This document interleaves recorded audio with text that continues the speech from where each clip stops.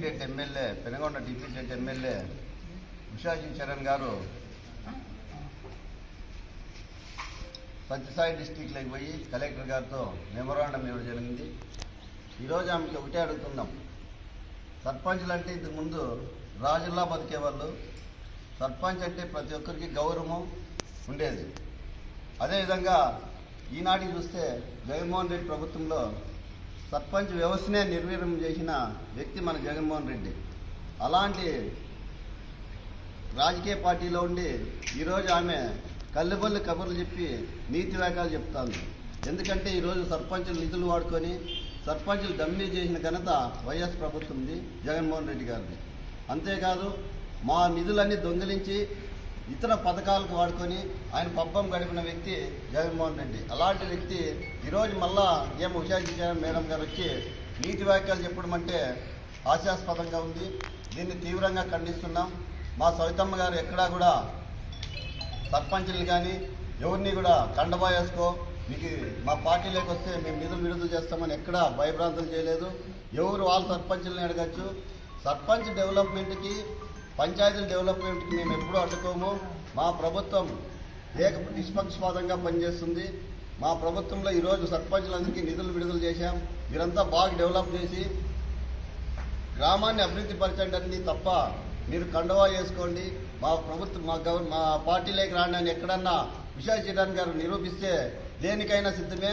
ఒక్క సర్పంచ్ అయినా వచ్చి సర్పంచ్ అక్కడ ఉండే వాళ్ళంతా నాన్ సర్పంచ్లు అంతా ఉన్నారు. ఎవరు కానీ సర్పంచ్గా ఎవరు ఆమె దగ్గరికి వెళ్ళలేదు.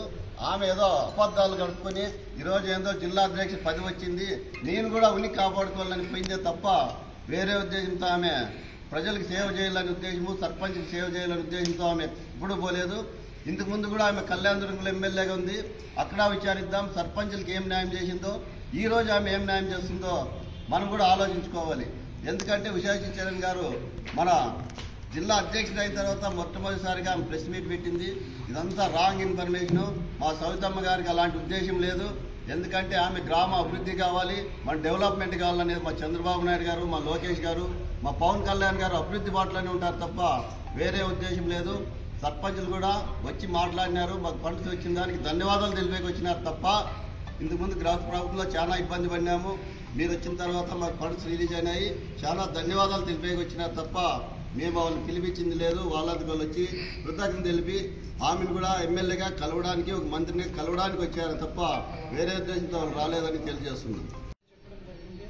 3 సంవత్సరాల నుంచి ఏ రోజైనా సర్పంచ్ ఉన్నారని గౌరవించిన పార్టీ కాదు జగన్మోహన్ రెడ్డి పార్టీ. ఏ ఒక్క రోజు కూడా సర్పంచ్లో ఉన్నారని గౌరవించలేదు. రాజ్యాంగాన్ని తుంగులో తొక్కిన వ్యక్తి గ్రామ స్వరాజ్యం కావాలనే గాంధీ కలలు కంటే గ్రామ వినాశాన్ని కోరుకున్న వ్యక్తి జగన్మోహన్ రెడ్డి.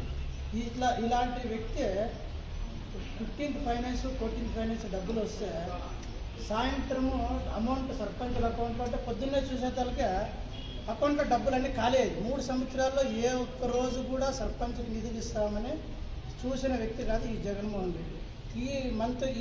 ఈమె కూడా అప్పుడు మంత్రివర్గంలో ఉన్నారు. ఏ రోజు కూడా ఈ సర్పంచులు పలానా ఇబ్బందుల్లో ఉన్నారు, గ్రామంలో ఏదైనా అభివృద్ధి పనులు చేయాలంటే ప్రశ్నించిన వ్యక్తి కాదు ఈ విశాశ్రీ ఈఎం గారు.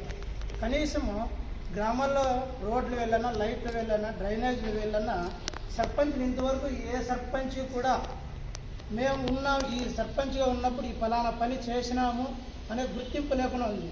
ఏదో ఈ మధ్యన తెలుగుదేశం ప్రభుత్వం అధికారంలోకి వచ్చిన తర్వాత మొన్ననే 7వ తారీఖు అందరి అకౌంట్లకి డబ్బులు పడినాయి. ఏ ఒక్క సర్పంచ్ కూడా ఇంతవరకు డ్రా చేయలేదు.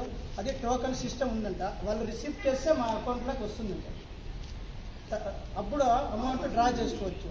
ఊరికి అనవసరంగా పోయి ఏదో రాజకీయం పబ్బం కప్పుకోవడం కోసం ఊరికే సర్పంచుల మీద ఉత్త ప్రేమ వలకలకు వస్తూ రాజకీయ నాటకం ఆడుతూ ఉంది. ఇలాంటి వాళ్ళకి ఏ సర్పంచ్ కూడా ఇంతవరకు చెప్పలేదు. ఈ సవితమ్మకి ఇలా రోడ్డు ఇది బిల్లులు పెట్టలేదు. అధికారులు ఏ అధికారికి కూడా చెప్పలేదు. ఏ అధికారిని వచ్చింటే చెప్పాను ఫలానా అధికారం మాకు చెప్పింది మేడం చెప్పింది సవితమ్మక్క గారు డబ్బులు డ్రా చేయొద్దండి, బిల్లులు పెట్టొద్దండి అని ఏ సర్పంచ్ కూడా కంప్లైంట్ చేయలేదు. సోమందేపల్లిలో కూడా సర్పంచ్లు ఉన్నారు. ఏ ఒక్కరు కూడా కంప్లైంట్ చేయలేదు ఇంతవరకు, మాకు బిల్లులు పెట్టలేదు.